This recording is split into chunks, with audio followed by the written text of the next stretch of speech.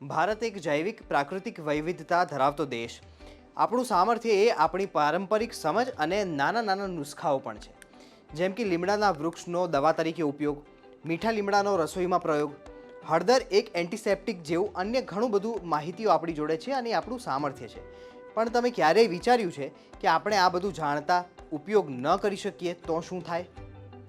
નમસ્કાર, આપ સૌનું ડીડી એક્સપ્લેન કાર્યક્રમમાં સ્વાગત છે. હું છું પાર્થ પંડ્યા. WIPO એક આંતરરાષ્ટ્રીય સંસ્થા છે જે ઇન્ટેલેક્ચ્યુઅલ પ્રોપર્ટી રાઇટ્સના ક્ષેત્રમાં કાર્યરત છે. હમણાં જ તેની એક મીટિંગ થઈ અને એમાં આ નક્કી કરવામાં આવ્યું કે હવેથી કોઈ પણ પ્રોડક્ટ અથવા પ્રોસેસ ઉપર પેટન્ટ માટે વાત આવે તો તેને બનાવનાર અને તે વસ્તુ ઉપર સ્પષ્ટ લખવું પડશે કન્ટ્રી ઓફ ઓરિજિન, એટલે મૂળ ઉદ્ભવ થયેલ દેશનું નામ.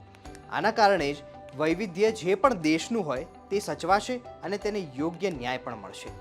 તમને જાણીને આનંદ થશે કે આ વિચારનો આગ્રહ રાખવાવાળો દેશ ભારત છે.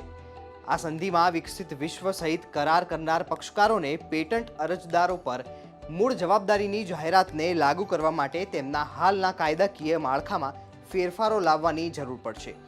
બૌદ્ધિક સંપદા, આનુવાંશિક સંસાધનો અને સંકળાયેલ પરંપરાગત જ્ઞાન પર WIPO સંધિ વૈશ્વિક દક્ષિણના દેશો અને ભારત માટે નોંધપાત્ર જીત છે, જે પરંપરાગત જ્ઞાન અને શાણપણની વિપુલતા સાથે જૈવ વૈવિધતા હોટસ્પોટ્સનું કેન્દ્ર છે.